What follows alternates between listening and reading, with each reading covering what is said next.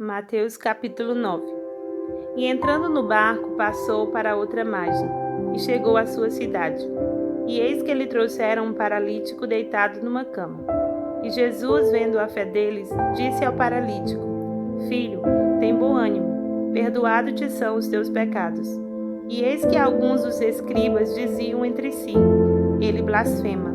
Mas Jesus, conhecendo seus pensamentos, disse: Por que pensais mal em vosso coração?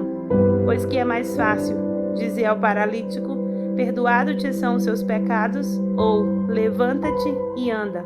Ora, para que saibais que o Filho do Homem tem na terra autoridade para perdoar pecados, disse então ao paralítico: Levanta-te, toma a tua cama e vai para a tua casa.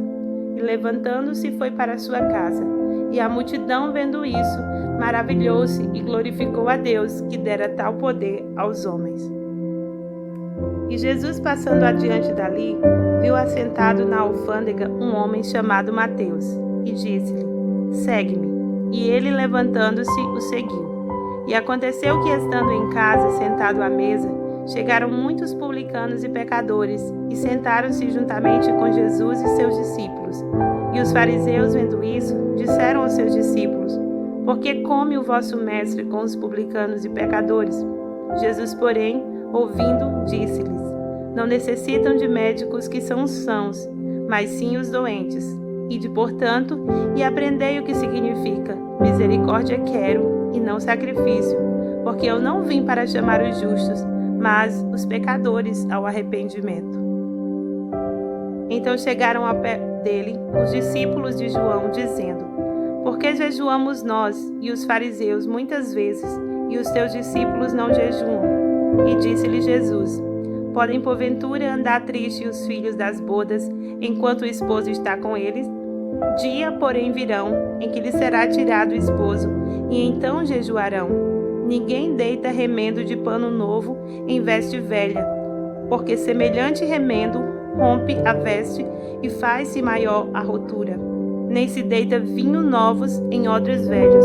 Aliás, rompe-se os odres e entorna-se vinhos, e os odres estragam, mas deita-se vinho novo em odres novos, e assim ambos se conservam. Dizendo-lhe essas coisas, eis que chegou um chefe e o adorou, dizendo: Minha filha faleceu agora mesmo, mas vem, impõe-lhe a mão, e ela viverá. E Jesus, levantando-se, o seguiu, e os seus discípulos também. E eis que uma mulher que já havia 12 anos padecia de um fluxo de sangue, chegando por trás dele, tocou a orla da sua veste, porque dizia consigo: Se eu tão somente tocar a sua veste, ficarei sã. E Jesus, voltando-se e vendo, disse: Tem ânimo, filha, a tua fé te salvou. E imediatamente a mulher ficou sã.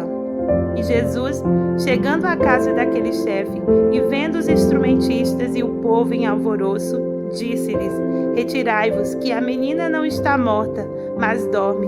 E riram-se dele.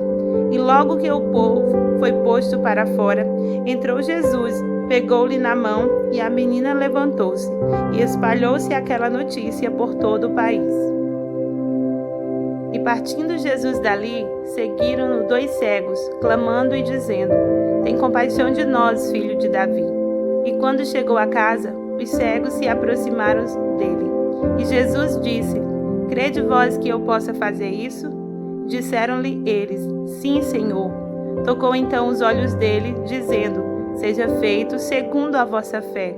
E os olhos deles se lhes abriram. E Jesus os ameaçou, dizendo: Olhai, que ninguém o saiba.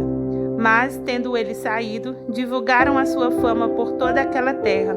E, havendo-se eles retirado, trouxeram-lhe um homem mudo e endemoniado.